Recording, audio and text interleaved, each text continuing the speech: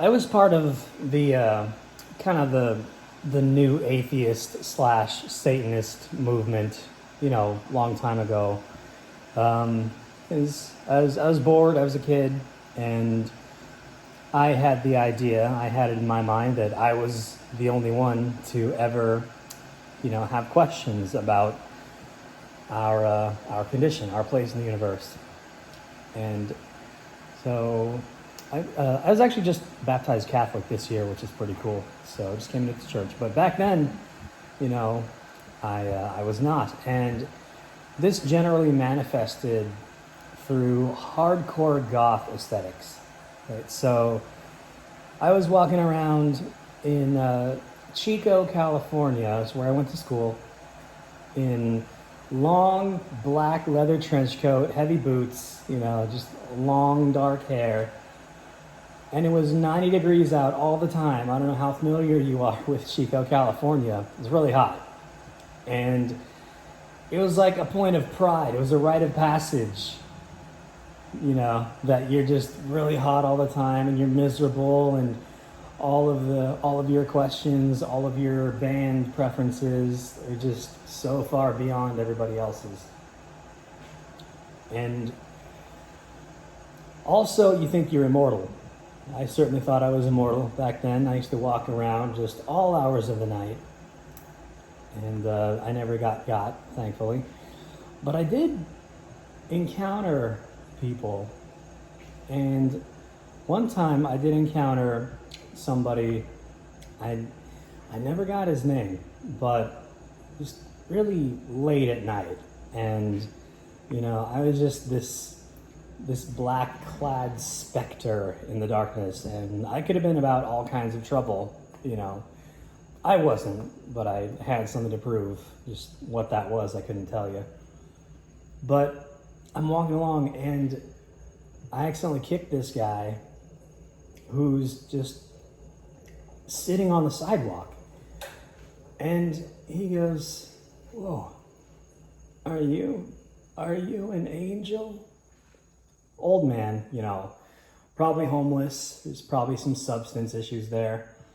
And, your first thought obviously is, yeah, angels, we tend to walk around in trip bondage pants and long coats and boots with skull buckles.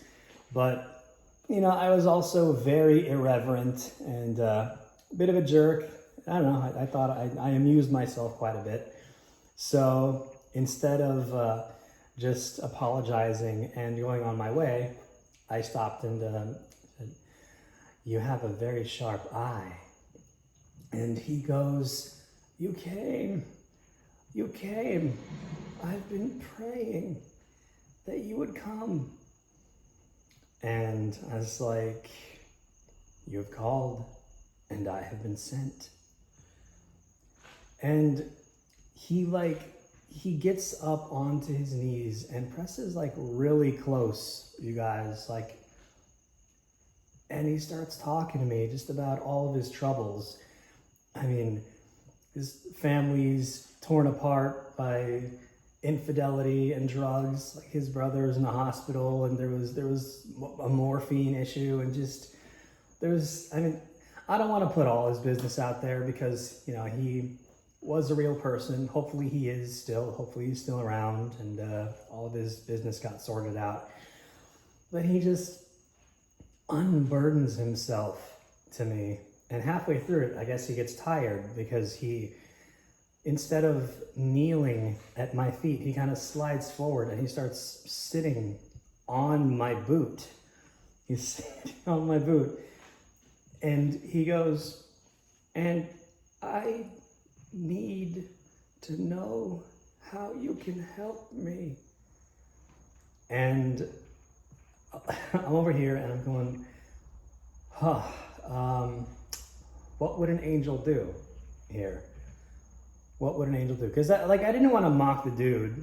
Even back then, I was still, I like to think, a very compassionate person. So I didn't want to make him feel terrible, and I wanted to also have a funny story to tell my friends later. There's kind of the duality of who I was at that time.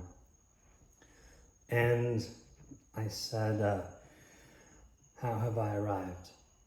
Simply continue to pray, my child. My child, the guy had decades on me.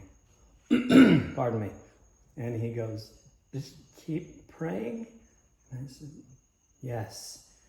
Continue to pray, and the Father will continue to provide. And he goes, I wasn't sure if I still believed, but then you came, and so now I know. And he's tearing up.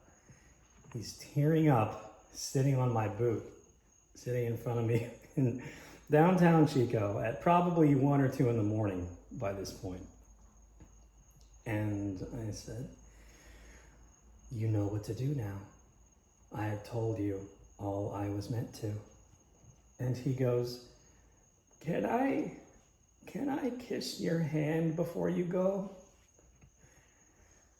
And like, just remembering it now, at that point, probably long before, I should have said, no, look, sorry, don't do that. I'm not an angel. I'm just some jerk. I'm just some kid. But that's probably not what an angel would do, right? And so I offered him the back of my hand. I had to take my glove off first. I had like these Hot Topic, like fingerless cloth, like backless gloves with the tie at the wrist. So I slid it off. I held out my hand to him, and I said, with the kiss placed upon my hand, give me your most fervent prayer that I might carry it up to the Father, that he may intercede and act on your behalf.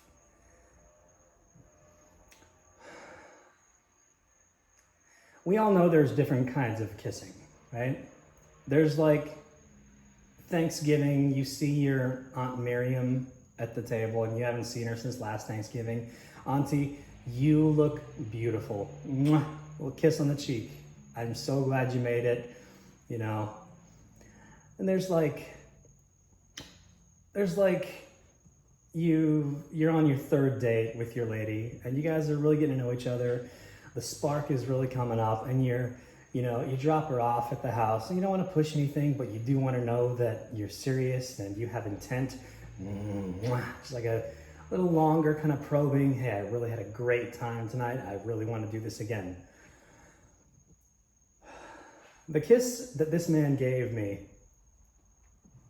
my hand, don't make it weird. He kissed my hand. The kiss that this man gave my hand was neither of those.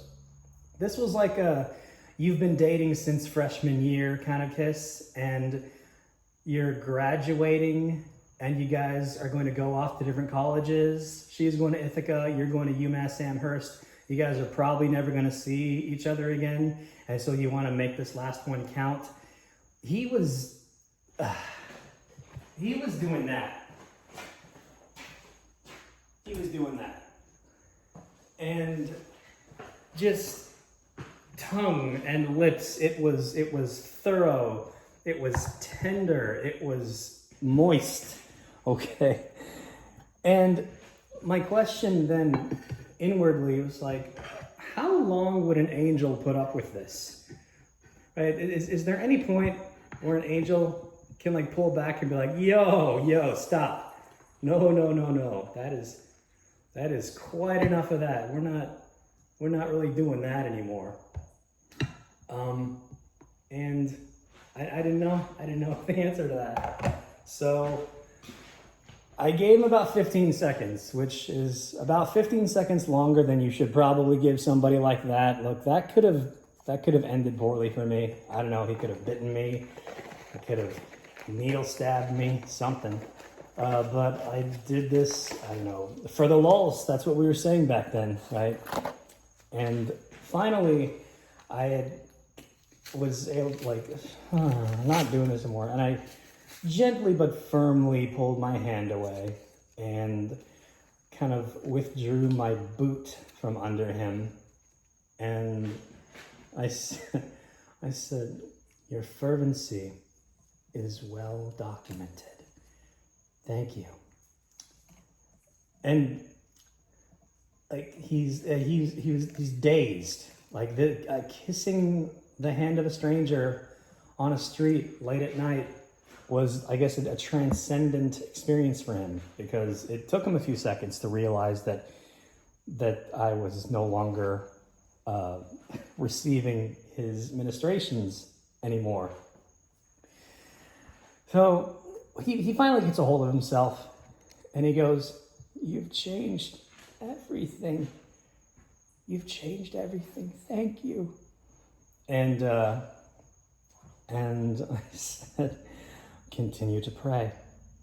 And then I walked away at a brisk, perhaps less than angelic pace, and I never saw him again. And all these years later, I'm a member of the church, and I'm wondering, like, the angels, I bet they were mocking me that whole time. Do it, yeah, let him kiss your hand. That's right. No, you said you're one of us. You have to act like it. I hope that provided I make it up there, they all find it amusing. I think they will. We hear that angels can fly because they take themselves lightly. I hope that's true. Guess that'll do for now. I'll see you guys next time.